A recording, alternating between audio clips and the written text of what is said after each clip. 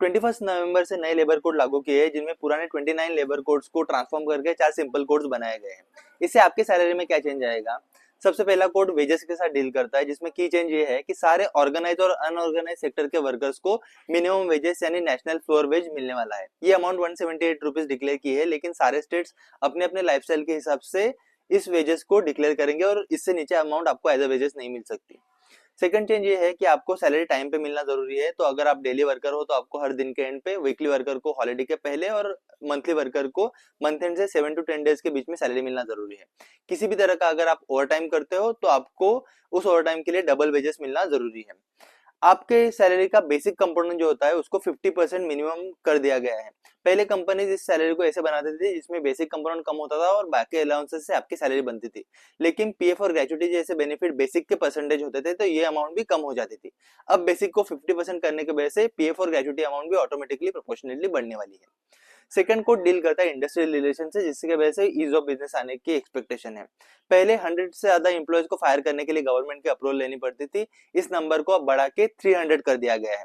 जो union employer के साथ नेगोशिएट करती है उनमें 51% वर्कर का पार्टिसिपेशन होना जरूरी है और ऐसे एक यूनियन डील करेगी। अगर मल्टीपल यूनियंस है तो उनकी एक काउंसिल बनाई जाएगी जिनमें 20% पार्टिसिपेशन है और वो काउंसिल एम्प्लॉयर के साथ डील करेगी, जिसके वजह से एम्प्लॉयर को नेगोशिएट करना आसान हो जाएगा।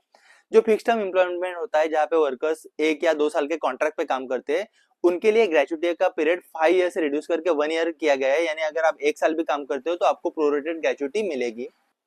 किसी भी तरह की स्ट्राइक के लिए आपको प्रायर नोटिस पीरियड देना भी अब कंपलसरी होगा। थर्ड कोड सोशल वेलफेयर से डील करता है। आपकी मैक्सिमम ग्रेचुइटी अमाउंट को 10 लाख से बढ़ा के 20 लाख कर दिया गया है।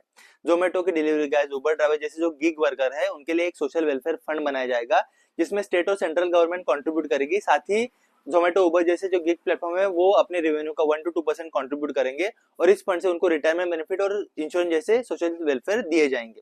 अब से 26 वीक्स की पेड मैटरनिटी लीव मिलना कंपलसरी है और अगर किसी वर्कर को टेम्पररी डिसेबिलिटी होती है तो उसको 90% वेजेस देना भी कंपलसरी है।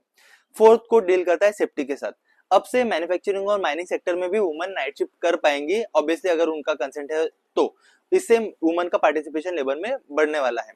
आपको एनुअली 50 लीव मिलना कंपलसरी है और आपके वर्किंग आवर्स को भी फिक्स कर दिया गया है। आप डेली 8 to 12 आवर्स काम करोगे या फिर वीकली 48 आवर्स ही काम करोगे। उसके ऊपर अगर आप काम करते हो तो आपको ओवर टाइम मिलना जरूरी है। साथ ही साथ 45 एज से अबव जो भी एम्प्लॉयज है उनको एनुअली हेल्थ चेकअप कंपलसरी कर दिया गया है।